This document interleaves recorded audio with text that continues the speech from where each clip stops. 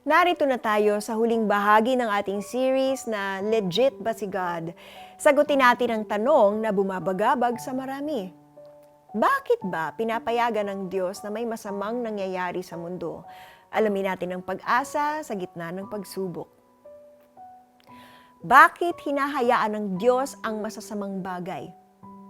Noong October 28, 2024, isang 11 anyos na batang babae ang naaksidenteng nabaril sa Tondo, Manila nang magbarilan ang dalawang lalaki.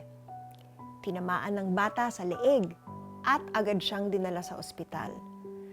Sa mga ganitong trahedya, madalas ang tanong ng ilan ay, nasaan ang Diyos? Kung mabuti siya, bakit niya hinahayaang mangyari ang masasamang bagay? Marami nagsasabi na ang pag-iral na kasamaan ay patunay na walang Diyos. Pero ang totoo, ang pagkilala natin sa kung ano ang masama ay isang matibay na ebidensya na may Diyos. Saan galing ang konsepto ng tama at mali kung walang moral na pamantayan ng isang tao? Ang kasamaan ay hindi galing sa Diyos, pero hinahayaan niyang mangyari ito dahil binigyan niya tayo ng free will. Kung pipigilan niya ang lahat ng masamang desisyon, hindi na ito tunay na kalayaan, hindi po ba? At kung wala tayong kalayaan, hindi na rin natin kayang magmahal ng tao. Ang pag-ibig na pinilit ay hindi pag-ibig. Ang kabutihan na hindi pinili ay hindi tunay na kabutihan. Hinahayaan ng Diyos na gamitin natin ang kalayaan natin kahit na minsan ay magdudulot ito ng sakit. Pero sa sakit na iyon, natututo tayong makiramay, magtiwala, at kumapit kay Jesus. Alam niya ang sakit na ating nararamdaman. Dahil siya mismo ay dumahan sa paghihirap at kamatayan sa krus para iligtas tayong lahat. Balang araw, papawiin ng Diyos ang lahat ng luha at itatama niya ang lahat ng mali. Pero habang nandito pa tayo sa mundo, kumapit tayo sa promise na ito.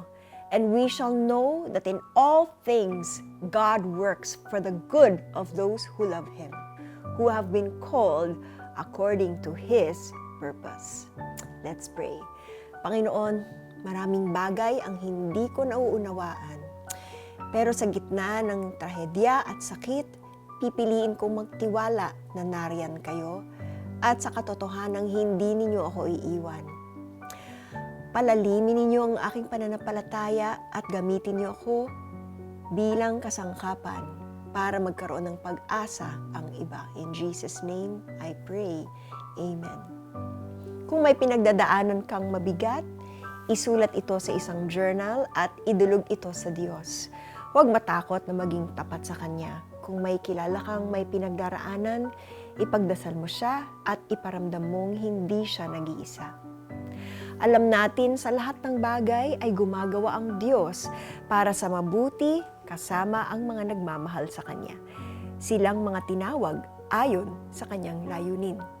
Mga taga-Roma, chapter 8, verse 28. Salamat sa pagsama sa buong series ng Legit ba si God? Sana lumakas ang pananampalataya mo at lalong maging matatag sa Diyos. Tandaan, legit talaga si God.